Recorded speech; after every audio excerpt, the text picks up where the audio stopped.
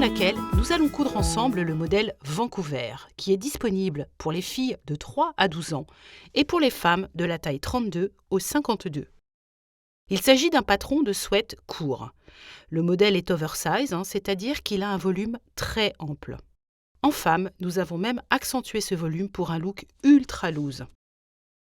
La longueur est donc unique, le sweat est court, pour arriver juste en dessous du nombril avec un large ourlet, ce qui est vraiment très sympa pour être porté en superposition et associé non seulement à des pantalons, à des shorts, mais aussi à des combinaisons, des jupes ou même des robes. Nous vous proposons avec ce patron plusieurs options. Une version zippée ou plus basique sans ouverture devant. Des manches longues, ultra loose qui sont froncées en bas de manche, ou une version sans manches. Le patron propose aussi une option capuche doublée ou une finition de col avec une bande d'encolure pour la version non zippée uniquement. Les spécificités de ce modèle sont qu'il propose un volume oversize et une longueur courte, comme on l'a déjà souligné, mais aussi qu'il y a une découpe sur les côtés du vêtement et une découpe aux épaules. La ligne d'épaule est donc légèrement déportée sur le devant, ce qui permet de créer un effet de bascule et de jouer éventuellement sur des aspects graphiques de surpiqûre ou de coloris différents. De même pour les découpes côté du corps, elles permettent de jouer les contrastes de matière ou de couleur, mais aussi d'insérer la dernière option que sont les épaulettes, qui sont prises dans les emmanchures et les découpes côté du buste. Le sweat est prévu au départ dans un tissu et un coloris unique pour le corps, les manches et la capuche, alors que les poignets et le col sont en bord-côte, et la doublure de capuche dans un tissu de votre choix.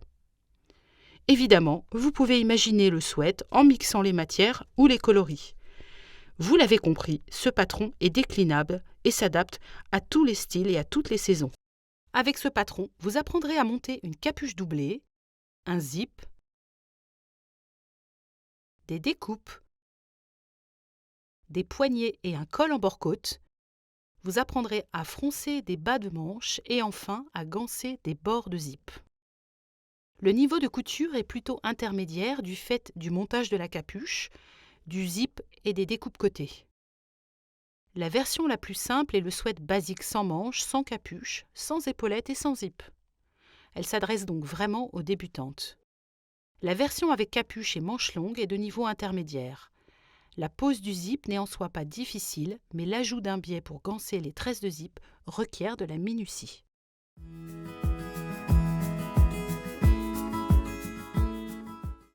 Pour coudre Vancouver, nous vous conseillons d'opter pour des mailles type sweatshirt, French terry ou jersey, des jerseys matelassés, ou encore des mailles fantaisie comme le nid d'abeille en maille ou des éponges pour un look plus cosy.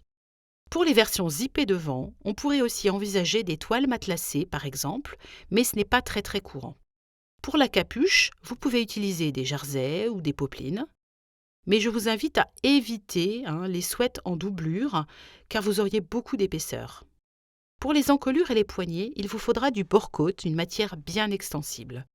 Si vous souhaitez quand même faire votre sweat dans des poignets ou une bande d'encolure dans le même tissu que le sweat, il faut d'abord vérifier que la matière est elle-même bien extensible et il faudra de toute façon allonger alors les pièces de patron de 1 cm pour la bande poignet et de 2 cm pour la bande d'encolure, quelles que soient les tailles. Pour toutes les versions, il vous faudra de petits ciseaux, des épingles, du fil coordonné, une aiguille pour les finitions à la main et des aiguilles adaptées à vos matières pour les machines, des aiguilles à jersey pour les mailles essentiellement. Pour la capuche, il vous faudra 2 œillets métalliques et leur kit de pose. Sinon, vous pourrez faire également des boutonnières. Il vous faudra également un cordon de serrage plat ou rond type lacet, un petit morceau de toile fine thermocollante pour renforcer l'emplacement des œillets ou des boutonnières. Pour la version zippée, il faudra un zip séparable à raccourcir avec des maillons métalliques de préférence, mais sinon en maillon plastique. Il faudra prévoir alors une petite pince coupante et une pince plate, 2 outils que l'on trouve aisément en mercerie pour le travail des perles et la réalisation de petits articles de loisirs créatifs. Enfin, Pour les versions zippées à capuche, il vous faudra du biais pour ganser les marges de couture. Concernant les machines à utiliser, l'utilisation d'une surjeteuse n'est absolument pas indispensable, mais évidemment, elle aide à aller plus vite et à faire de belles finitions. Si vous en avez une, vous pourrez l'utiliser pour surjeter et coudre les lisières en même temps. On utilisera alors le surjet 4 fils. Certaines coutures de finition et d'ourlet se font à la machine à coudre classique. Si vous n'avez qu'une machine à coudre, pas de souci. Vous ferez des surjets en lisière de tissu au point zigzag et les coutures d'assemblage au point droit ou au point stretch pour la maille. Et évidemment, on utilisera un point zigzag pour surfiler les lisières.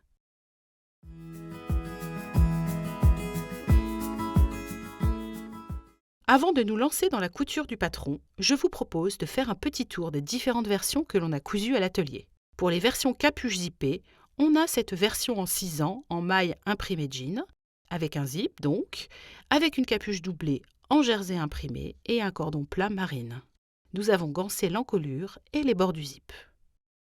Nous avons également une version femme en taille 38, en sweat atelier brunette Neroli, avec la capuche doublée en jersey de lin.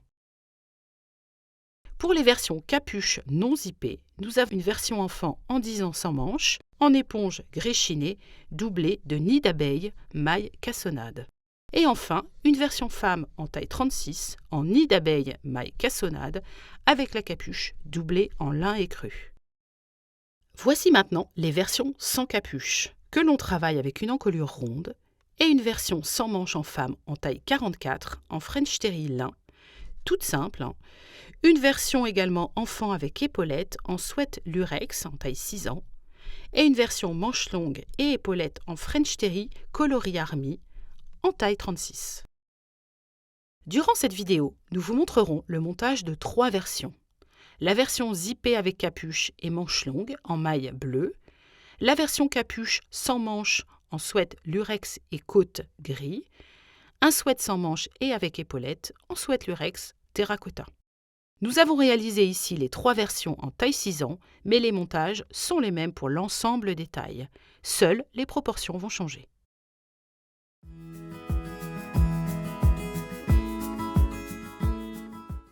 On a coupé les pièces du patron selon les options choisies. On a placé toutes les pièces du patron selon les indications du plan de coupe et dans le sens du droit fil indiqué. On a épinglé les pièces sur le tissu, marqué les contours correspondant aux lignes de coupe et relevé les autres informations et repères.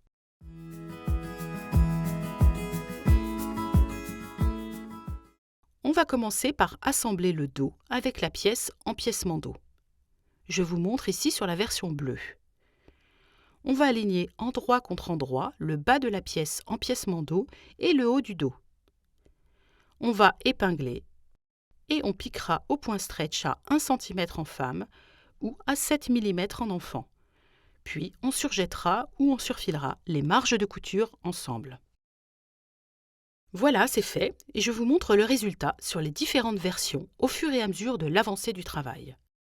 On couche au fer à repasser les marges de couture vers le bas du dos et, en option, on surpique à quelques millimètres de la couture, comme je l'ai fait ici sur la version grise. Maintenant, on va aligner endroit contre endroit les épaules dos et devant. Je vous montre sur la version bleue, qui sera donc un sweat zippé devant, donc le devant est en 2 parties. Donc on épingle et on piquera au point stretch à 1 cm en femme ou 7 mm en enfant, que ce soit pour la version zip ou sans zip. On va aussi surjeter ou surfiler les marges de couture ensemble. Je vous montre aussi sur une version basique en une seule pièce devant. Cela se fait exactement de la même façon.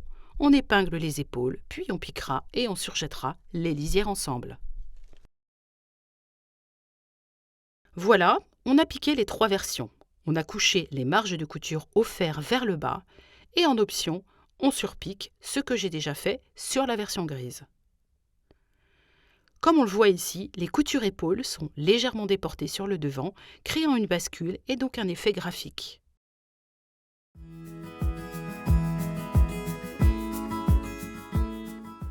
On va s'occuper de la version avec épaulettes. On plie en deux, envers contre envers, les épaulettes dans leur longueur. On va aligner endroit contre endroit les lisières à vif de la pièce épaulette le long du buste en calant les repères épaules, les repères devant qui ont 2 crans et enfin ceux du dos. L'épaulette va se déformer légèrement pour s'aligner. On va épingler les épaulettes le long de la lisière buste et on piquera dans la marge de couture tout le long. Et enfin, évidemment, on répétera en symétrie. Voilà, c'est piqué des 2 côtés.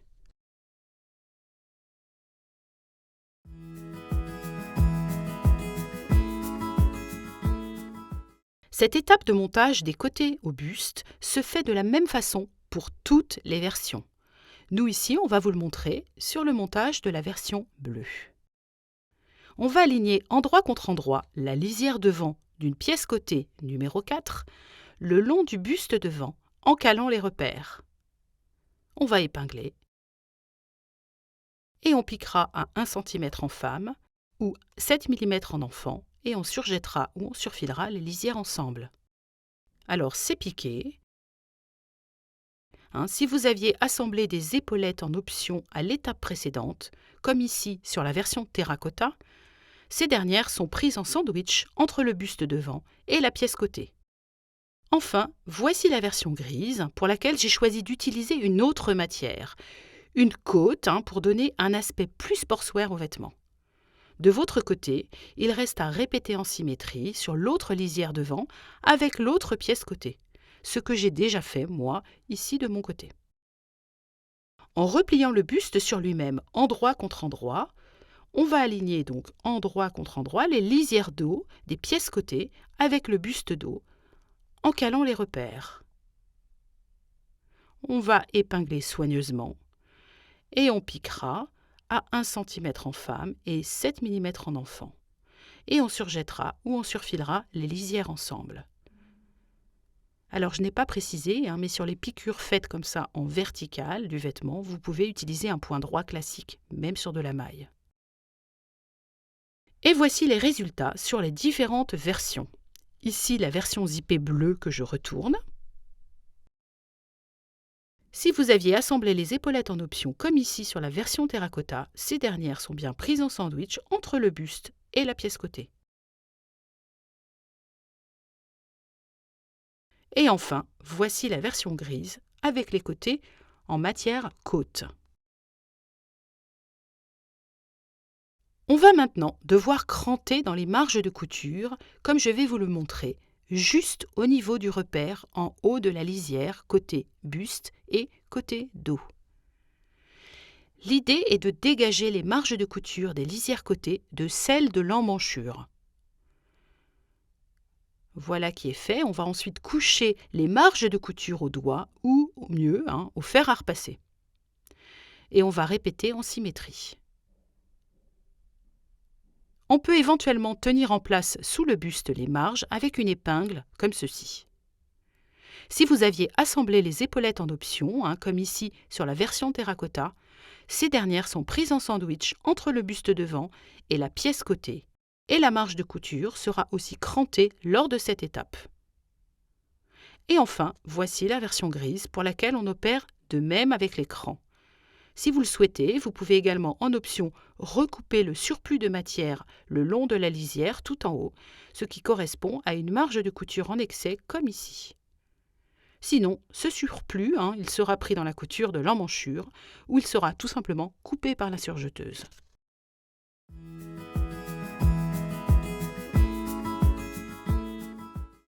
Voilà, maintenant on va former la capuche en tissu extérieur. Alors sur l'envers des pièces capuche numéro 6, on a posé au fer à repasser des carrés de toile fine thermocollante de environ 2 x 2 cm, 2 par 2, aux endroits indiqués par les repères.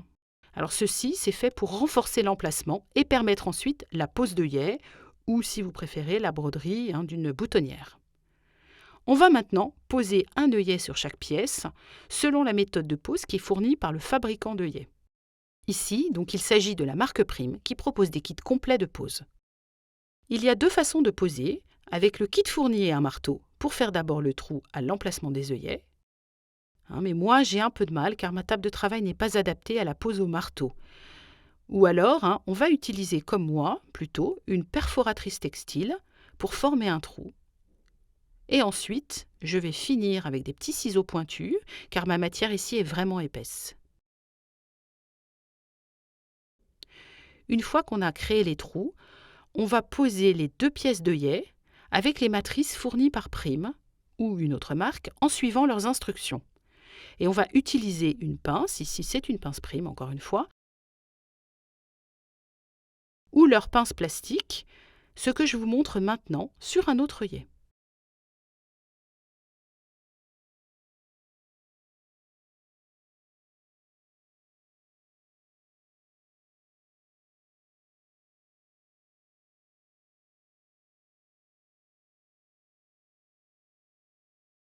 Je vous montre le résultat sur les 2 versions à capuche. Bien sûr, vous pourriez remplacer donc la pose d'œillet par des boutonnières de environ 1,5 à 2 cm de haut.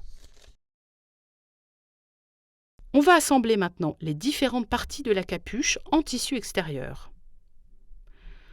On va pour cela aligner endroit contre endroit une pièce de capuche numéro 6 avec la bande capuche numéro 7 en calant les repères.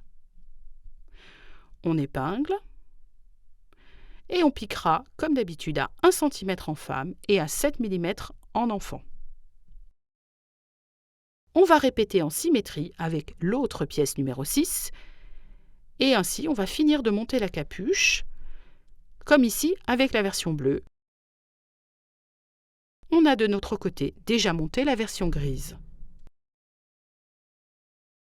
En suivant les mêmes étapes que précédemment pour le tissu extérieur, on a formé la capuche en doublure cette fois.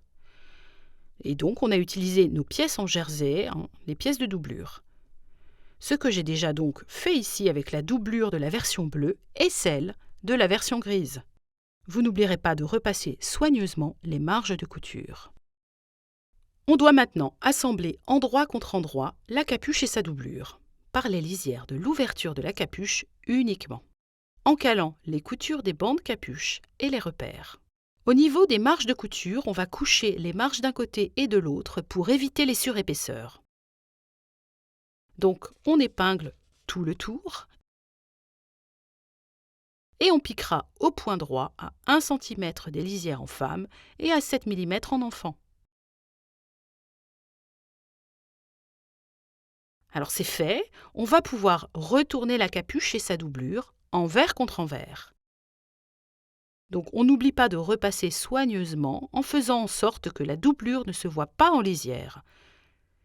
Et alors on va épingler tout le long de l'ouverture de la capuche le tissu et sa doublure. Et on surpiquera les 2 épaisseurs à environ 3 cm du bord de la capuche pour créer une coulisse. Alors cette coulisse, elle va nous permettre d'ajouter un cordon au moment des finitions. Donc moi j'ai déjà piqué, fait cette surpiqûre sur la version grise et je vous montre le résultat. On va placer endroit contre endroit la capuche et sa doublure le long de l'encolure en calant les repères et en commençant par le milieu dos. On va aligner les lisières ensemble et on va épingler tout le long. Pour la version avec zip, les extrémités de la capuche doivent arriver à 1 cm de la lisière des devants. Pour la version sans zip, les 2 extrémités de la capuche doivent arriver au milieu du devant de l'encolure et donc seront quasiment bord à bord l'une de l'autre. Une fois qu'on a tout épinglé, on va piquer le long de l'encolure, toujours à 1 cm en femme et à 7 mm en enfant, à travers les épaisseurs. Le bas de la doublure doit aussi être pris dans la couture. Donc pour la version surtout qui n'est pas zippée, il faudra absolument un point stretch car il y aura un passage de tête à assurer. Lorsqu'on a terminé, on va surjeter ou surfiler les lisières ensemble uniquement pour la version non zippée. Alors c'est piqué au point stretch sur la version non zippée et au point droit sur la version zippée. On va ensuite coucher au fer à repasser les marges de couture vers l'envers du buste. Pour la version zippée, il est possible en option de ganser les marges de couture avec un biais. Cela permet tout simplement de jolies finitions. Mais ceci est vraiment inutile pour la version sans zip et risquerait même de bloquer à l'enfilage. Donc revenons à la version zippée. Je vais prendre un biais en tissé ou en maille. Je vais couper une longueur à peine plus longue que l'encolure. Ensuite, je vais réduire la largeur de ce biais en coupant le long d'un des plis pour éviter les surépaisseurs. Ensuite, je vais aligner la lisière opposée en droit contre la lisière de la marge de couture le long de l'encolure, comme ceci. J'épingle tout le long sans étirer pour éviter les plis. Lorsque j'ai tout fini, je vais piquer au point droit le long du pli à travers les épaisseurs. Ça y est, c'est piqué. J'ai ensuite un petit peu réduit la marge de couture en coupant tout le long à travers les épaisseurs. Je vais maintenant rabattre le biais à cheval sur les lisières de l'encolure et je vais rabattre le biais soigneusement en l'épinglant tout le long. Voilà, je vous montre. Et je dois bien sûr faire attention à ne pas former de plis sur le tissu extérieur. Je prends donc bien mon temps. Et en option, je vais glisser comme ici, sous le biais, une étiquette de taille. Ici, c'est un 6 ans. Je recommande vraiment vivement de tenir ensuite en place avec un fil de bâti pour pouvoir ensuite enlever les épingles et surpiquer. Donc moi, de mon côté, j'ai bâti avec un fil qui est un peu rose et je vais pouvoir vérifier que je n'ai pas formé de plis sur l'endroit. Après, je prends le temps de repasser et je vais surpiquer sur l'endroit à la machine à coudre en m'aidant éventuellement d'un poinçon ou d'une pointe en bambou, mais en tout cas en m'assurant qu'aucun pli ne se forme sur l'extérieur. Je vous montre le résultat de biais posé et de la surpiqûre à l'encolure.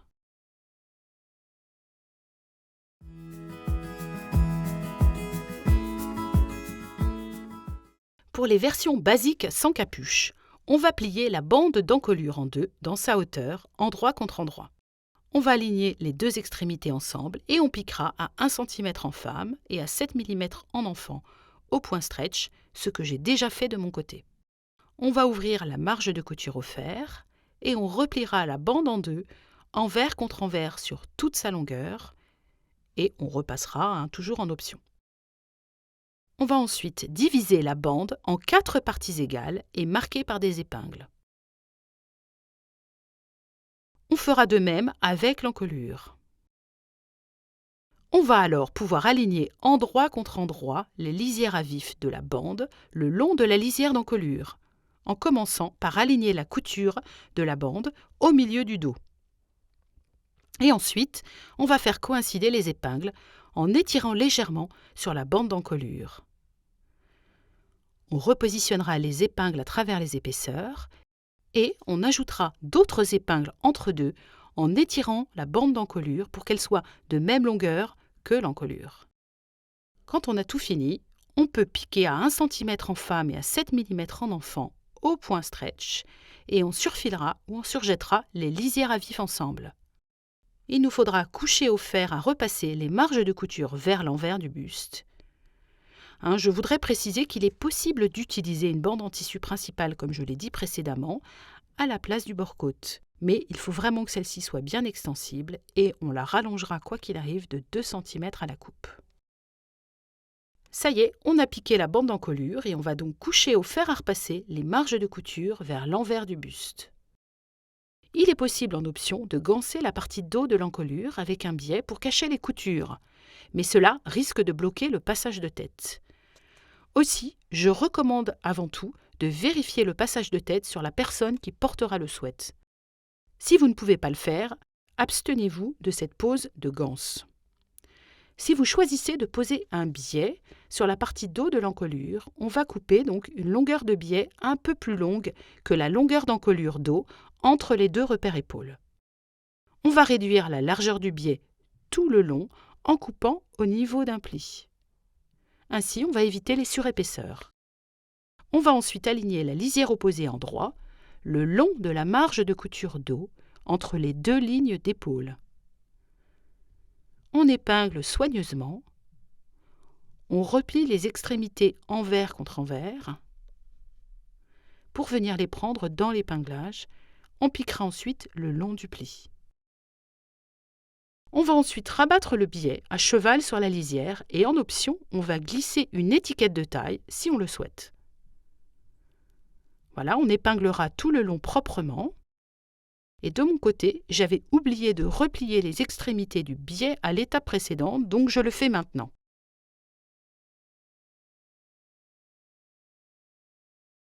Je finis mon épinglage et je vais bâtir de préférence pour tenir en place et enlever les épingles. Puis, je surpiquerai à la machine à coudre plutôt sur l'endroit pour éviter que de petits plis ne se forment.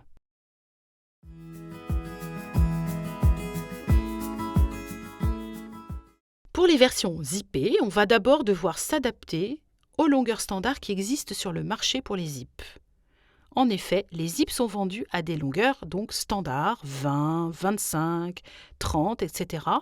Donc de 5 en 5 cm pour les zips séparables, qu'ils soient métalliques ou en plastique. Nous vous recommandons, dans notre tableau de besoins, une longueur de zip supérieure pour vous permettre de raccourcir ce zip. Ce qui est tout à fait faisable avec des zips séparables à maillons en métal ou plastique. Sur le tableau de tuto femmes ou enfants, on va trouver la longueur finale de zip souhaitée. Sinon, on peut aussi la calculer en mesurant et en reprenant la longueur finale à obtenir par taille, de la base du zip en haut des bagues d'arrêt. Donc le zip partira du milieu de l'encolure devant à quelques millimètres du haut de l'encolure, hors marge de couture, jusqu'au repère du bas qui marque le début de l'ourlet de 6 cm en femme et de 5 cm en enfant. Ici, je suis sur un modèle enfant en 6 ans, je vais donc prendre un zip de 25 cm et le raccourcir légèrement. Je marque le niveau du haut des bagues du zip à raccourcir. Donc je vais raccourcir un zip à maillon métallique par le haut. J'ai d'abord fermé le zip et marqué la longueur finale souhaitée avec un stylo textile ou une craie.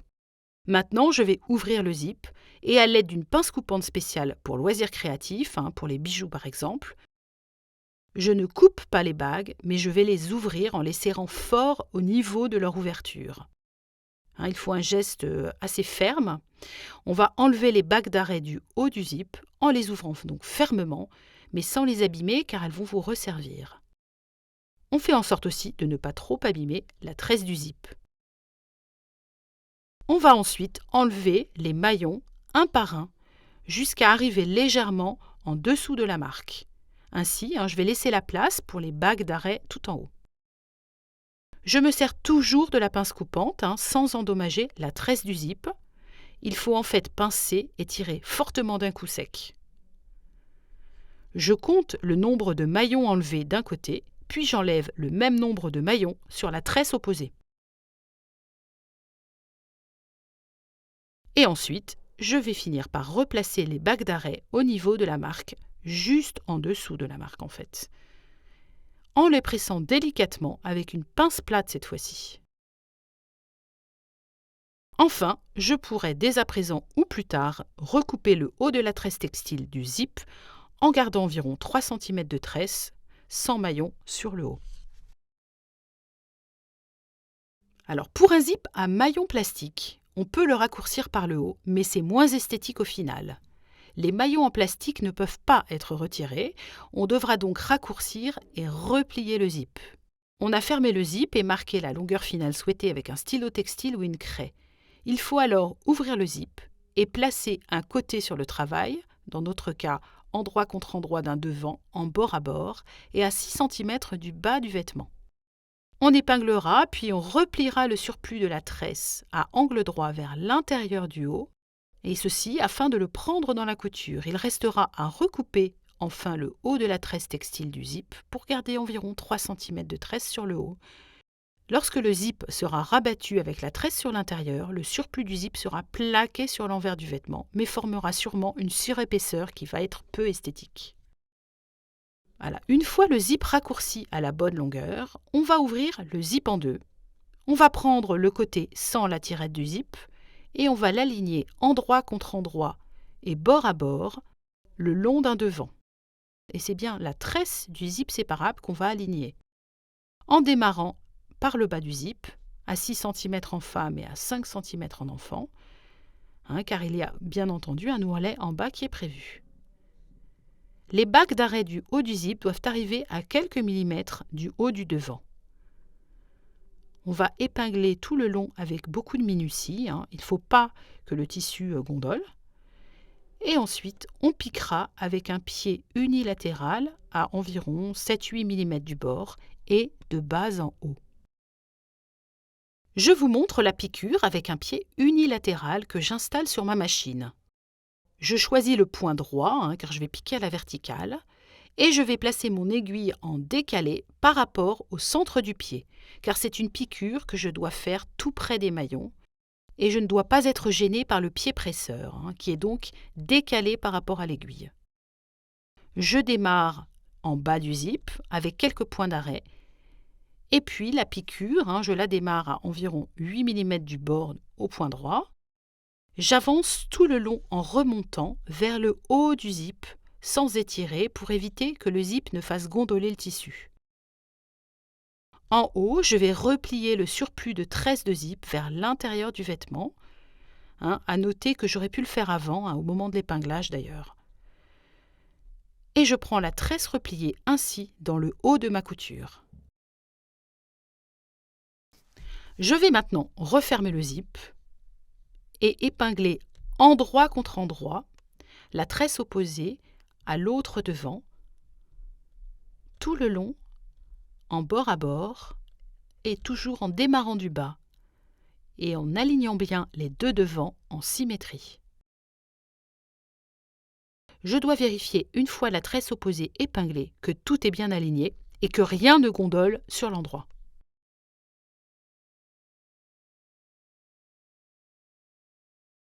Je vais replier le haut de la tresse du zip en surplus vers l'intérieur et prendre ce repli dans l'épinglage. On peut maintenant ouvrir le zip et piquer à 7-8 mm du bord, de bas en haut, la tresse du zip. Je vous montre. Je démarre comme pour l'autre côté, par le bas, avec la tirette du zip un peu remontée. Après quelques centimètres de piqûre, je vais planter l'aiguille dans le tissu, soulever le pied presseur et faire passer la tirette de zip vers le bas pour ne pas être gêné par la suite. Je peux alors rabaisser le pied presseur et finir de piquer jusqu'en haut en prenant le repli de la tresse en surplus dans le haut de la couture.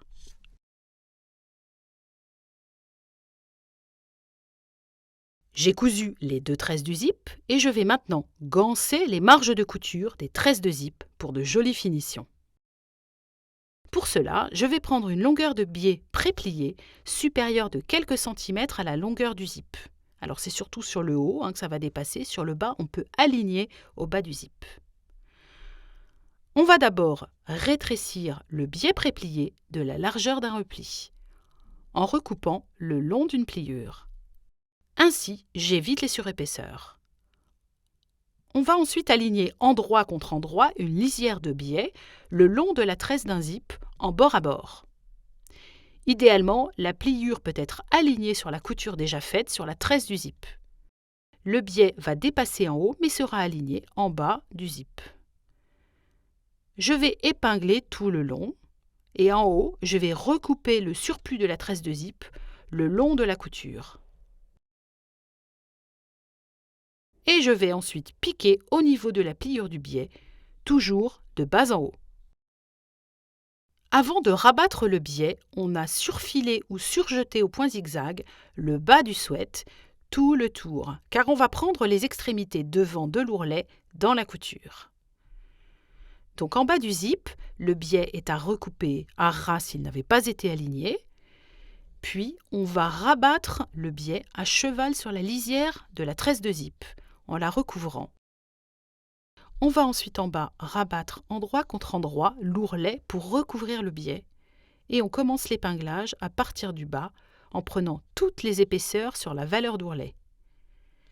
On va piquer à plat sur la hauteur d'ourlet uniquement. Et on va piquer à environ 7-8 mm comme le reste du zip. Alors c'est piqué, on voit qu'en retournant le travail avec la tresse de zip vers l'intérieur, l'ourlet se préforme. Il reste à repasser soigneusement et à épingler le biais replié tout le long du zip. Plus on aura mis d'épingles, plus le travail sera stable et sans plis. En haut, on va recouper un peu le surplus de biais et on va replier soigneusement l'extrémité pour qu'elle soit prise sous le rabat précédemment fait. Et donc, cette extrémité est prise sous la tresse du zip. On va terminer d'épingler avec précision et soin et on surpiquera à 8 mm environ pour tenir le biais en place. Alors moi, je vous recommande à ne pas hésiter lors de la piqûre à vous aider d'un poinçon ou d'une pointe en bambou pour éviter, encore une fois, que de petits plis ne se forment. Voilà, la marge de couture du zip est bien gancée. On va répéter en symétrie avec l'autre partie du zip. Et là, on voit le résultat terminé de notre côté.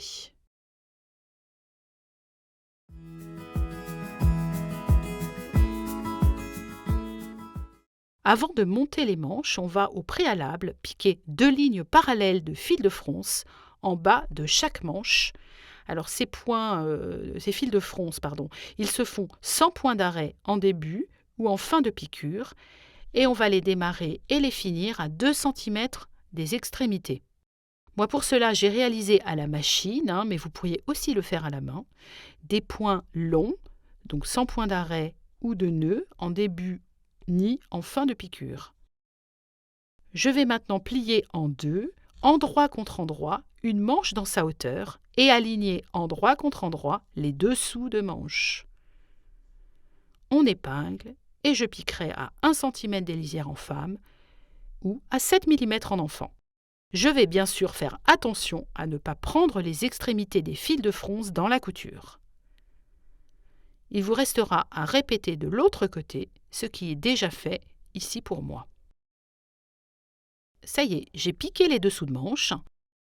On va maintenant diviser les bas de manche en 4 parties égales et on va marquer par des épingles. On va préparer les poignets en pliant chacune des bandes poignets dans leur hauteur, endroit contre endroit, et on va piquer le côté à 1 cm en femme et à 7 mm en enfant. Moi, je l'ai déjà fait ici, et je vais alors ouvrir la couture au fer. Puis, je vais replier la bande en deux, cette fois-ci, envers contre envers, sur toute la longueur, et je vais repasser en option. Puis, je vais diviser la bande en 4 parties égales que je vais marquer par des épingles.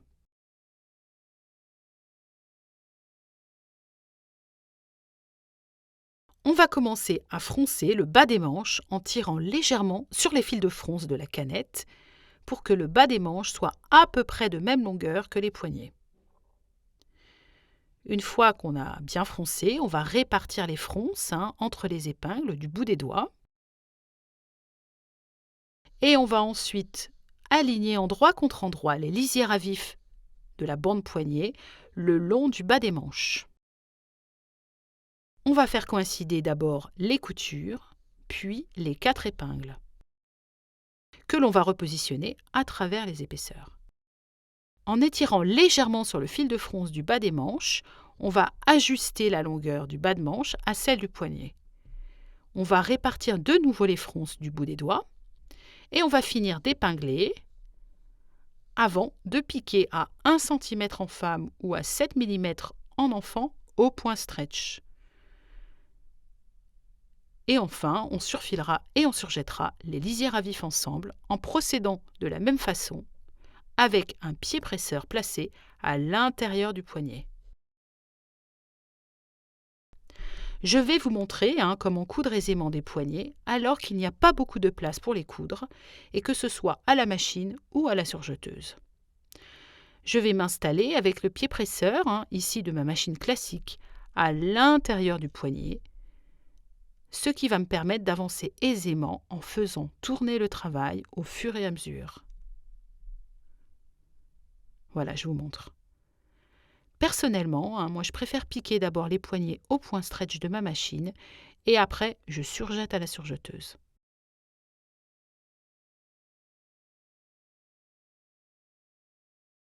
Quand les poignets sont cousus, on va coucher au fer à repasser les marges de couture vers l'intérieur de la manche. On peut aussi enlever les fils de fronce avec un découseur. Et je voulais aussi apporter une petite précision, il serait possible d'utiliser une bande en tissu principal à la place du bord-côte, si celle-ci d'abord est bien extensible, mais de toute façon, je vous recommanderais dans ce cas-là d'allonger alors les pièces du début de 1 cm, les pièces de poignet de 1 cm. On a préparé les 2 manches en symétrie. On va maintenant monter les manches au corps. Pour cela, on va enfiler endroit contre endroit la manche dans l'emmanchure et on va commencer à aligner donc les lisières en démarrant par le milieu des côtés du buste avec la couture de la manche. Ensuite, on va caler les différents repères, dos et devant, et on va donc épingler tout le tour de l'emmanchure. L'alignement au niveau des pièces côté du corps ne peut se faire que si vous avez bien cranté les marges de couture comme montré précédemment. Pour la version avec épaulettes, celle-ci sera prise en sandwich. On répétera évidemment l'assemblage sur l'autre manche en symétrie. Et on va enfin pouvoir piquer au point droit à 1 cm en femme ou 7 mm en enfant et on finira par surfiler ou surjeter les bordures à vif ensemble. Voilà, on a piqué les manches sur la version bleue à manches. On va repasser soigneusement les marges de couture vers l'intérieur du corps et en option, on va surpiquer la marge de couture et le buste à 2-3 mm de la couture pour maintenir en place. Attention, dans ce cas, à ne pas faire gondoler ou plisser votre tissu extérieur. Je vous recommande toujours de vous aider d'un poinçon ou d'une pointe en bambou comme ceci. Les épaulettes, en option, seront orientées vers la manche.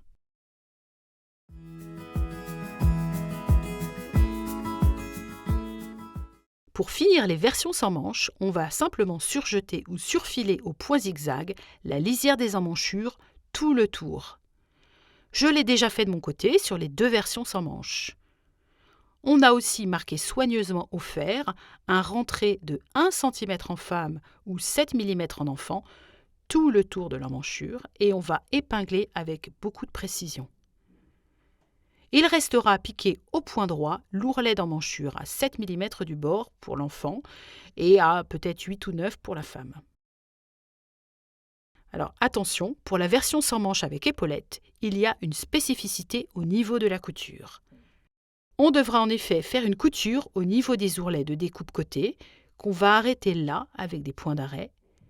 Puis on va reprendre une nouvelle couture sur le buste devant, au niveau de l'épaulette.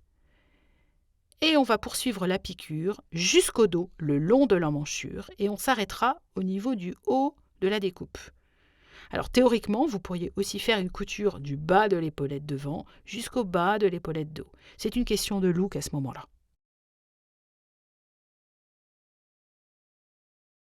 Je vous montre le résultat sur les 2 versions sans manches ici. De mon côté, on voit beaucoup le surjet, car j'ai choisi un filet cru qui contraste beaucoup avec le coloris des sweats, de sorte que vous voyez bien le montage. Mais de votre côté, utilisez plutôt des filetons sur ton pour un résultat plus raffiné. Par ailleurs, sur la version avec épaulettes, vous voyez que vous aurez toujours un petit espace au niveau de l'ourlet emmanchure qui ne sera pas pris dans la couture. Vous pouvez soit le coucher au fer ou le finir également par quelques points glissés à la main.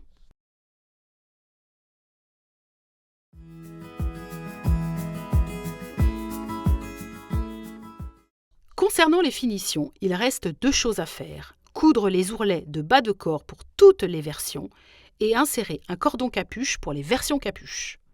Démarrons par les ourlets. On va d'abord surjeter ou surfiler au point zigzag les lisières du bas du vêtement, tout le tour. Ce que j'ai déjà fait pour la version zippée. Ensuite, on va repasser un rentré de 5 cm en enfant et 6 cm en femme, tout le tour du bas du sweat. On va épingler très soigneusement. J'insiste sur cette phase d'épinglage et de repassage, car sans soin, vous aurez des plis qui vont se former à la piqûre de l'ourlet, un endroit où la matière va un peu se déformer. Donc maintenant que tout est épinglé et repassé, on va pouvoir piquer à 5 ou 6 cm selon la taille, enfant ou femme. Je vous montre la piqûre sur machine qui doit se faire sans précipitation, car c'est une partie qu'on verra beaucoup sur le vêtement qui est porté court. Donc ce n'est pas le moment de faire apparaître des plis. Je vais donc avancer doucement au point droit ou au point stretch. Moi personnellement, je préfère le point droit.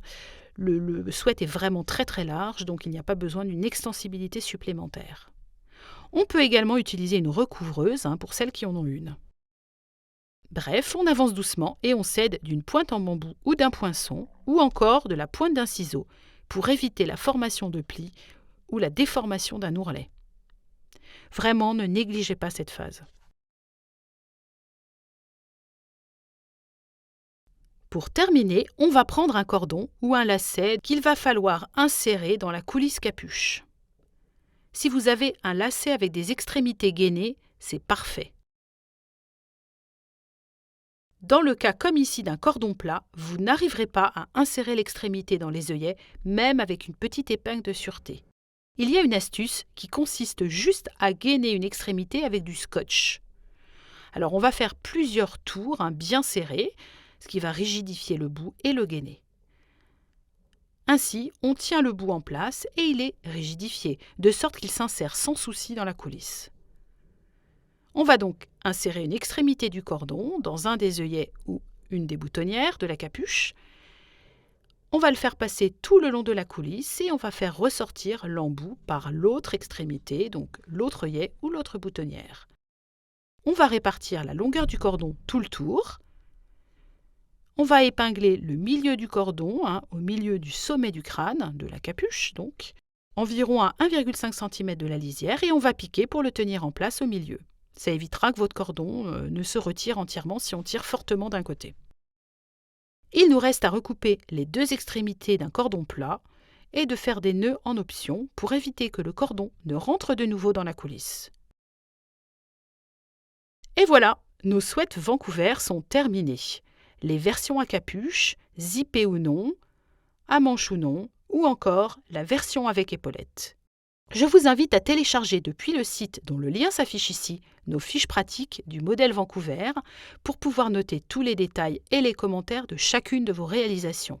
Vous pouvez l'imprimer en français, mais la fiche existe aussi en anglais. Et ça vous permet donc de noter vos options, vos réglages faits et vos remarques. C'est vraiment un outil très utile pour celles qui aiment organiser leur projet couture. Vous pouvez aussi poster vos réalisations sur Instagram. Alors je vous dis à très bientôt et bonne couture!